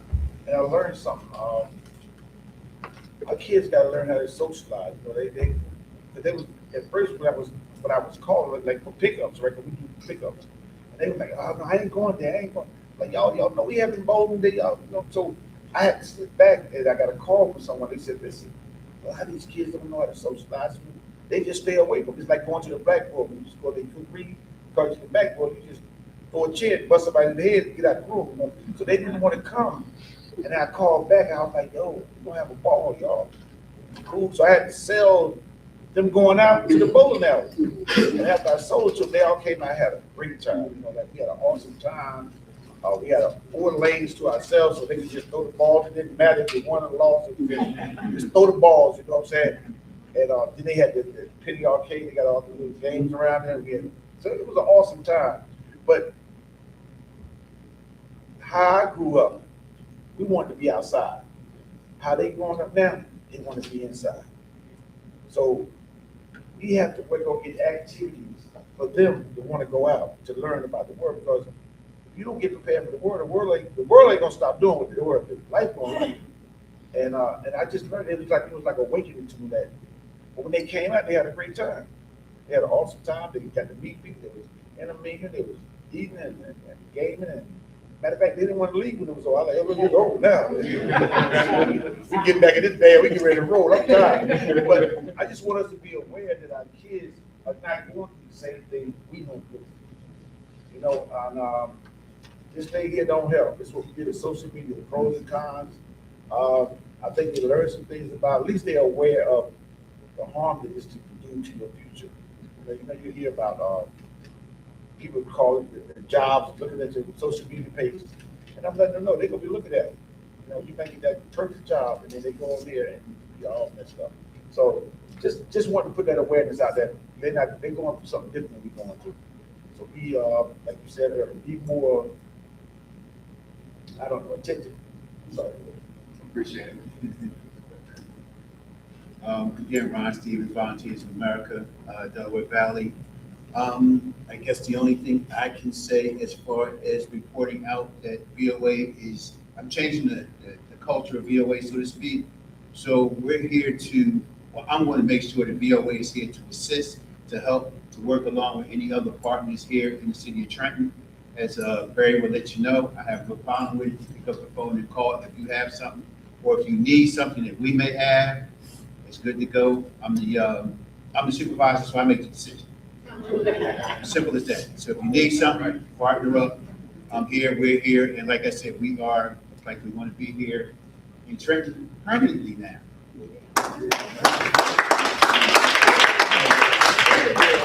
Appreciate it. I was in Haynesport for a while. I had Burlington County and Mercer County, but I was more or less in Burlington County. Now I'm in Trenton. Right. Again. My name is Victor Torres from Trenton 13. I'm here to talk about the initiative Boxing and Brotherhood. I'm thankful to the Trenton Community Street Team for the grant. I just finished my 8-week program, which took 10 weeks. I had 2 bye weeks, but it was really good. We had since there was only 1 or 2 days a week, we really had a mixture of kids, but in total, we had about 30, 35 kids signed up, and then averaging around 5 to 6 every session. We worked on technique, we worked on in the bag, conditioning. We partner up with the hub too. They brought a lot of their kids in, mostly teenagers that need to channel their anger in different ways. So we're grateful to work with them. And then at the end of the program, we also had a circle for them because the incident happened outside of it. We wanted to address that, make sure that their voices was heard. So after that, I gave them hand wraps to a couple of kids that stayed, and then we did tech sparring. That's all they wanted to, like, where we sparring? So they finally got in the ring at the end of the session, and it was I would say a successful session. Thankful for the community street team, and I'm thankful for the kids. Kids like, oh, when we coming back? I'm like, I don't know, we're gonna see. I talked to the funders, but yeah, it was a successful program. Thank God, and thank you guys. Go figure something. Our program was called Inspiring Your Creativity. Our program was started out mostly as an art program, but from working with the children, it's not just we're working with just the art. It gave them opportunity to lead the city. So our program was ran in East Brunswick and also in Willenboro. So it gave them a chance to lead the city, go on a bus ride. And throughout it, we found it was very successful. One point we was going to keep the children separate from the 10, 18-year-olds, but we found that it was very helpful to have the 18-year-olds and 17-year-olds learn how to be mentors. So the success for us was being able to teach the 7 children really learn how to write cursive. We did a program called Cursive Art. So I don't know if a lot of you guys know that it's no longer in the schools. So that was a good way for them to learn how to get out of the city and to be able to bring something back. We still continue working with the children just because we found that a lot of, and I know everybody say be engaging, But we found out that we really need to go back and to engage back at the home. So we're actually going to be putting together with some of the children and bringing the parents out. Yeah. Because if we don't fix the home, engaging in the community means nothing. So we found out through talking to the parents, nobody's putting nothing together for the parents. So we're going to be actually working with the parents and teaching them how to engage into their child, put the cell phones down. So we got 50 board games donated. So we're actually going to be bringing the parents back into the center to spend time with them, to teach them how to do arts and crafts with the child, do gaming time, so that it can continue on as an ongoing process. So this way, the funding is not there, the funding is always in your home. So that's been up for our program. Hello everyone, once again, my name is Chester Jones. I'm the founder and CEO of the Trenton Knicks Athletic Center. We are a local nonprofit organization here in the city. We specialize in mentoring Trenton's youth to become student athletes. Right now, we focus on soccer and flag football, and we use the sport to help change behaviors, not necessarily create the next superstar. And we were also grantees of the amplification grants. We're thankful for Building a Better Way for Trenton, Trenton Community Street Team, and IELTS for helping us support this program. I'm going to give you some, because facts matter, I'm going to give you some impact summary. The name of our program was called Mooch March Madness, which was a partnership with the Mooch Travel Soccer Team, which is the only travel soccer team out of the city of New Jersey, city of Trenton, that is registered with New Jersey Youth Soccer. So this program travels throughout, I want to say, central New Jersey to South Jersey. We call it Mooch March Madness because we focused on every Saturday in March, we travel to the inner city parks of Trenton. We brought our program directly to the youth. We use former professional and collegiate athletes to do our mentorship in the respective sport. One of our mentors just was inducted to the Mercer County Soccer Hall of Fame, which is fantastic. These guys could be anywhere else in the world, but they choose to be with us to mentor the kids in the sport, which is fantastic. So over 4 weekends, the Mooch March Madness program engaged nearly 60 youth with 20% new participants. So as we go to the inner city parks, we started at Catwater Park. We actually put door tags on the doors of the residents right there, inviting them to bring their kids to the program. We started at Catwater Park first, which is in the West Ward. Then we went to Cooper Field, which is in the south. Then we went to Sunny Vereen, which is in the North Ward, and we ended the program at Franklin Park, which is in the east. So we had 12 new participants through that. The program expands access to structured sports and mentorship. Participants received consistent guidance focused on confidence, teamwork, and character development. Reinforced through distribution of approximately 100 leadership and performance awards, recognizing positive behavior and growth. So basically what we do is anytime someone exhibits the word of the day, for instance, if one word of the day was compassion, and we see a kid out on the field helping someone up or teaching someone a technique that they've learned, showing compassion, we say, here, take this pen, go write your name on the leadership for us. And then that's what gave them the insight to want to be better. That's the positive behavior change that we're using in our program. Each session includes healthy snacks and beverages that supports youth wellness and sustained participation. The program also produced measurable advancement outcomes. 4 youth were identified to try out for the Mooch Travel Soccer Team. So we got to remember that most of the kids that are black and brown, they're not necessarily soccer players. So we're introducing the sport to them, and some of them are naturals. So when they show that natural talent, one of the scouts from the Moon Travel Soccer team will see that and say, hey, I want this kid to try out for the travel soccer. These are opportunities that our kids necessarily don't have to compete at the next level because they don't have that exposure. Outside of that, 5 youth was selected for a Finders Keepers initiative that's run by a New Jersey youth soccer goalie recruiter. So basically, he saw that some kids were very natural, had natural athleticism to defend the goal, and he wants them to actually be part of a goalie training session by invitation only to actually probably try out to become goalies for the U.S. national team, which is fantastic. The outcome of the program, we had increased youth engagement, improved social and leadership skills, and direct pathways into higher athletic opportunities.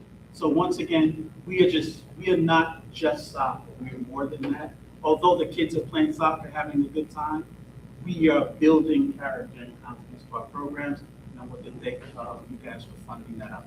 Right now.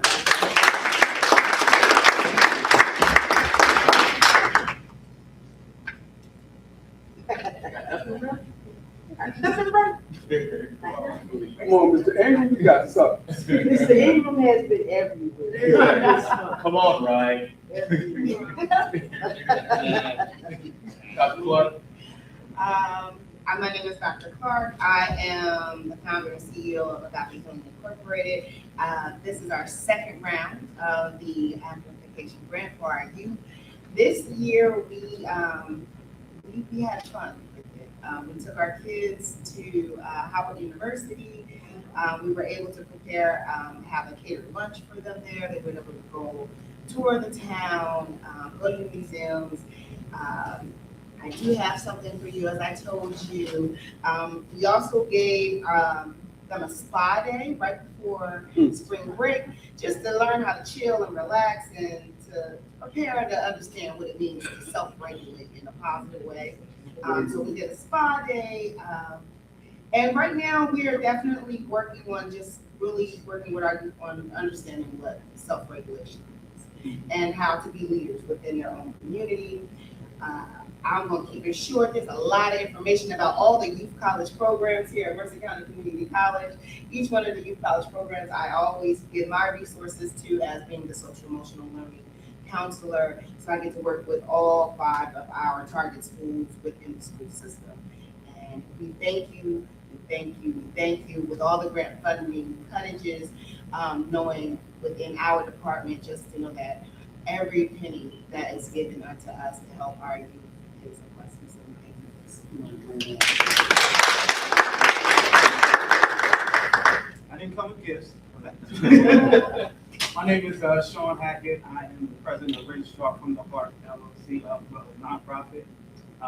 This coming tomorrow, we have our men's healing barbershop conversation. I have personally worked with a lot of advisors in here.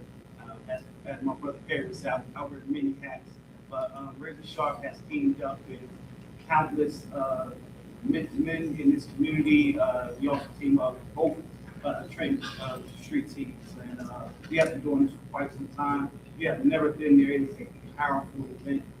We not only come and talk about different ways that men heal together, but very vulnerable.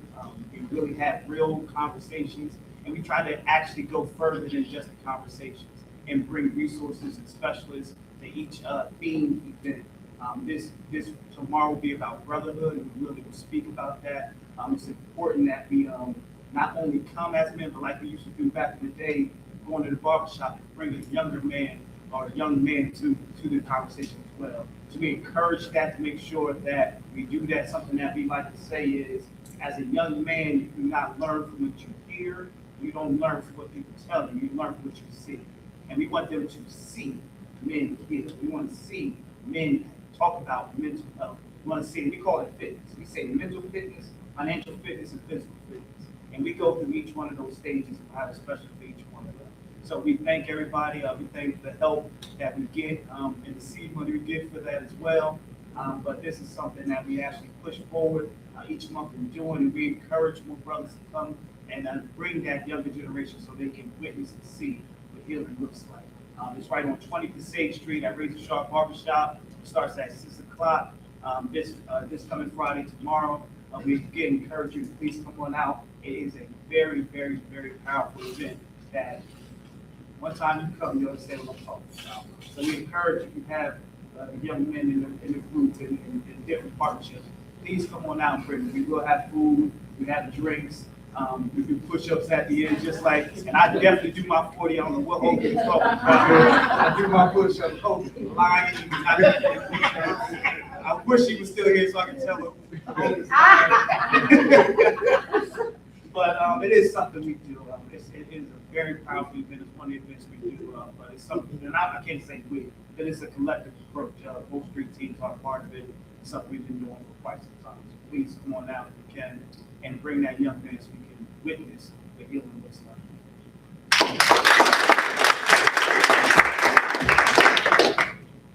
Hi, I'm Denny Higgins. I work with IELTS, and we have a program that we're going to do once a month now. It's called Are You Job Ready? And what to be job ready, you have to know who the hell you are, what's your core gifts, your strengths, and what's your weaknesses. So I just did it with the street team, and it's amazing. This little exercise, having people own their gifts, be able to tell their story. It's really important. Before you can do that, you can't do that, you can't go forward. So we're going to come and do that. And New Jersey Futures did this great project in Trenton with the community garden. And what big awards for one time. They had a freeway in the city and everything for this job, but really took it. We're going to do it. If any says it's gonna happen, that means it's gonna happen.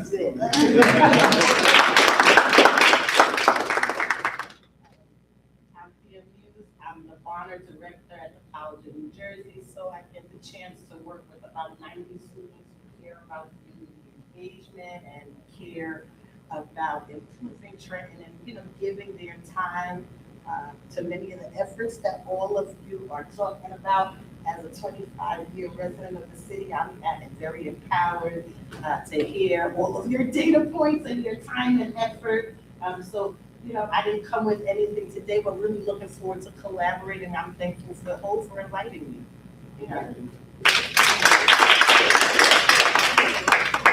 My name is Brendan Buckley. Again, I'm with Trenton Youth Wrestling, so the goal is to know there's a couple of other sports-based organizations here. We're really a youth development organization, and we use the sport of wrestling. If you don't know wrestling, like the one thing with wrestling is really hard. And you have to make weight. It's really a sport for everybody, whether you're a boy, you're a girl, you're short and stocky, you're tall and skinny. It really instills values that teaches you how to become resilient, how to continue to work and attempt to thrive under duress. And I previously worked and led an organization in New York City called T.H.E.S.I.S, and we're trying to do the same thing here in Trenton. And there were really terrific outcomes. We had the streets, and now here in Trenton, we're trying to really emulate some things that trying to integrate into the community and trying to really track our outcomes. We've been around for a decade now, and we were started by our founder, Mark McLaughlin, who's a neurosurgeon in Princeton. He was a college wrestler. He's our board chair. Danielle is a board member and has been really helpful for us. And we're celebrating in 2 weeks our 10-year anniversary. We have a gold medalist who is from New Jersey. His name is Jordan Burroughs. He's been the face of American wrestling for the last decade. We have an NCAA champion named Anthony Cassar, who's from Mercer County, who became an NCAA champ at Penn State. And then we have the founder and CEO of the Spartan Race organization, Joe DeSena, to hold a panel, as well as for us to, and the theme of the night is just how we coaching and youth sports can lead to success later in life. We're gonna have a silent auction, we're gonna be recognizing Rowena Reynolds Jackson, Pastor Taylor, Al Magazine from Capital Health, and Larry Parker, who was instrumental in the wrestling community here for decades. We're based in 6 schools where we have initially been a school-based program. We're in 6 schools. We focus on 3rd through 8th grade. And this year we opened with our first brick and mortar training center so we can really become more hands-on. So in addition to being in the schools and us going out to the kids, we also want to have an opportunity for kids to come to us. There's a long-term plan that Dr. McLaughlin has to secure a standalone wrestling facility just for youth wrestling. We're not quite there yet, but there's been some significant progress. But again, as we mentioned, for a decade we've been around, we have a couple exciting milestones this year. One of our girls, Princess Storm Woody, is earned a scholarship at T.H.E.S.I.S college. For those of you who may not know, wrestling is one of the fastest growing sports for girls at the youth level. There are now Iowa State University just announced this last year that they're starting a Division I women's program. The University of Iowa has a women's program. Columbia University is about to announce women's wrestling at the Olympic level in the United States has been strong for probably 2 decades, and for a decade before that, in China and Japan, it's huge. So it's a very inclusive sport, and we're just really excited about our future as we start to also kind of migrate to the high school level. So if you're interested, I have some flyers over here, and I've only been here about 7 months. As I said, was in New York before, so just trying to, really trying to make sure Trenton is integrated into the community, and as we, continue to try and grow the sport, bring more kids, and achieve new milestones. Thanks for the time. All right, quick question. Yeah, Britain wants more space travel. Where did we look at that? We're currently in Hamilton. Social Profit Center. Yeah. No, it's a great space. One. Everybody knows Bill One's at, right? Right, Bill One's at, right? I'd be remiss if I didn't mention our director of operations is Ray Bethea, and his family, his mom and dad were really instrumental in the origins of Trenton wrestling. And Dr. McLaughlin was Ray's youth coach. Really led him to the sport, where Ray went to the University of Pennsylvania and then ultimately got his master's degree from the University of Virginia. He's been our director of operations. Everybody knows Ray. Ray's really been instrumental in wrestling.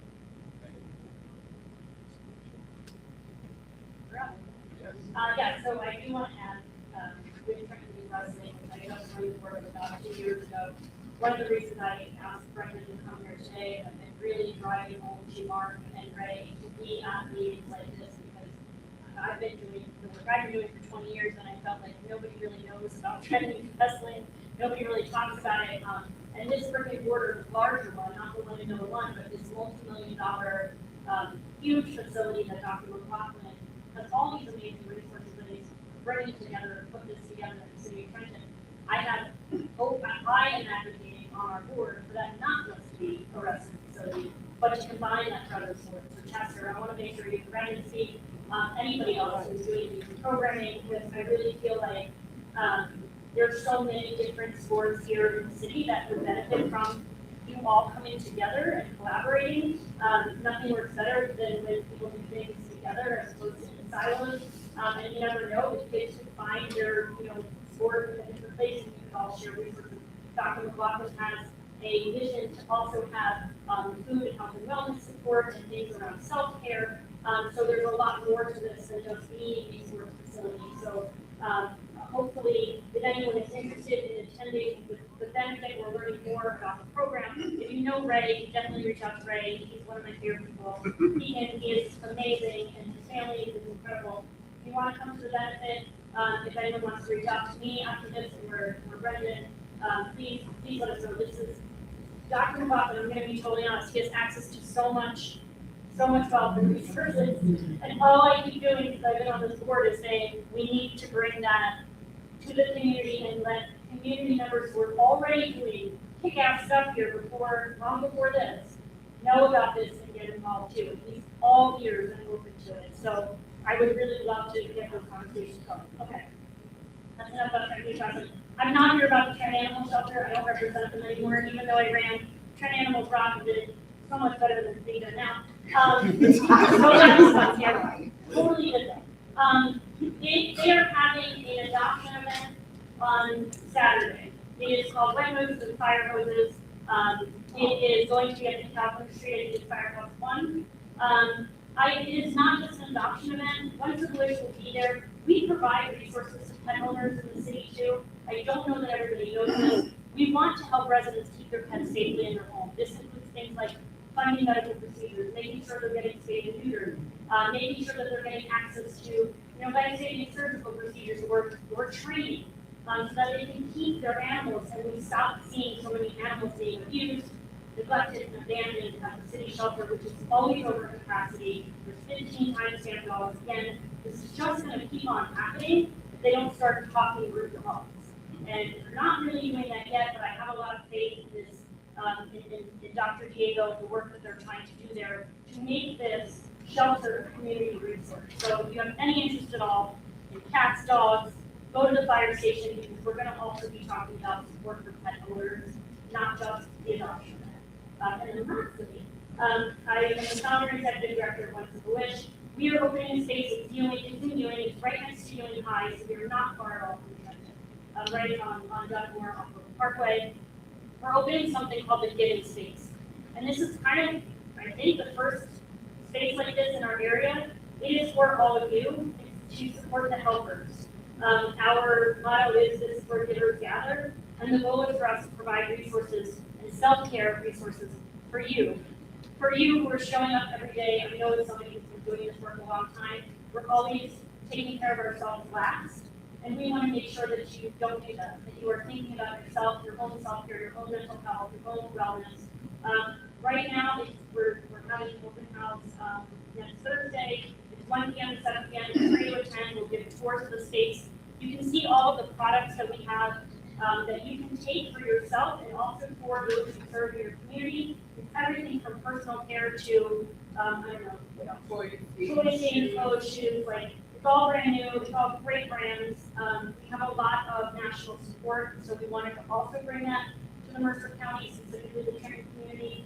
So we encourage you all to show up for this. We'll pass these out or leave them on the table. But again, we want everybody to come there and also treat yourself there, because that's what this is about. We have a library of books we'll be bringing in, also some resources people to talk about self-care for helpers, because we are the ones who tend to get burned out the fastest, and we need the Trenton Street team to feel good about themselves too, so that when they're out there showing up. So encourage everybody to come out. Like I said, it's free. There's food, food and drinks all day.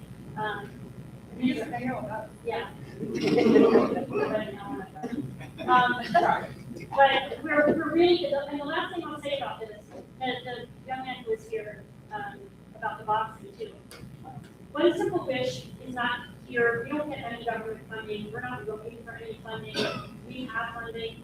We are trying to also fund more grassroots initiatives in the city of Trenton. So those grantees, I believe we got the names from Perry. I think we reached out to all of you. If we didn't, and you didn't hear from us, or you did, you ignored it, thought it was a scam. It's not. You can talk to Kelvin. Kelvin and Men for Hope, we love them so dearly, and Fathers and Men United with Jason, who's supporting them, Chester. We are also here to support grassroots nonprofits. We believe that the community should be empowered to support the community.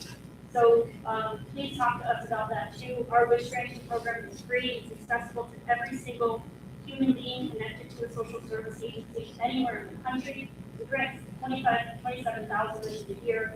We're a multi-million-dollar nonprofit. Our money goes back out to people. We are small staff. We use technology. We're very efficient. And I'm one of the most honest and straightforward people. That's why people really hate me here. It's totally okay. I'm always going to be upfront about what's not working and what is, and I'm always going to advocate for the people first, not systems and not certain officials. So if you are looking for support, please, come and see us. We have our cards and info, and we just want to do more for because we want people to live like joyfully now, not if and when, but now. So that's what we're for. Thank you. Two quick things before we close out. She mentioned the location. Say the address one more time. 7 Dunmore. And so just to give you an idea where 7 Dunmore is located at, it's not too far from Union High. For those who are old enough to remember before they built the new credit union, this was located at that location, the smaller credit union. That's about a block and a half from the diner that's doing, and not too far from the Wawa. So I just want to make sure that we know the location. I'm the Wawa. Y'all like, yeah.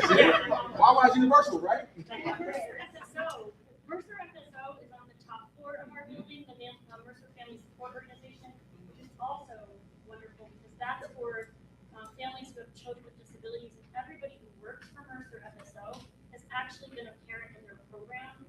So it's all lived experience driven. It's a really beautiful program, and they do food service there to its Last thing I got before I just leave you all with a chart is this. It's important that we give people acknowledgement and also give them their flowers right this month. I want to just speak on one particular person real quick, real brief, who has been doing a great job, yeoman's job for several months now. His brother has done some great things working with our youth in the community, has been working with youth who has had and been met with so many different challenges, whether that's violence, whether that's trauma, whether that's issues at home, whether that's food insecurity. His brother has been wearing multiple hats, has been an uncle, has been a brother, has been a father to a lot of these young kids. And unfortunately, the entity that he worked for had to close shop. And a location where these kids were able to really come and be in a space that was important to them, a space where they felt they could be vulnerable, a space where they felt that they could talk and they could just breathe. It's closed right now. That space will be open eventually. But I want to say this, that once that space opens up again, you better have this person as a part of it, because this person was the heartbeat of that program. And up until the day it closed, he was the last man standing at his location. And he's still in contact with those kids. So Brother Sean Hackman, please stand up. We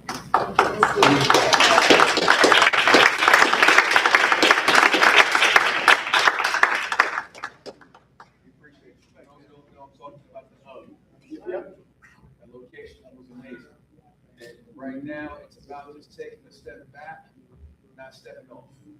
And so the hub will be open soon, stronger and better. But at the same time, just know somehow, some way you can be a part of that process. All right? So let me say this before we close out. Let's remember why we're here, people. Let's remember the fact that you are the good news. You are the ones who are carrying that information. You are the ones who have the information that our community needs. You have access to those resources. So you are the credible messengers, in case you didn't know. As we close out, please know, please pray for our city. I know we've seen a reduction of violence in our city, but we won't stop until it's at 0.0.0%. That's what it means to continue to do this work. So I charge you all with this. Pray for the city, pray for each other, and pray for our youth. Look forward to seeing you next month. Right.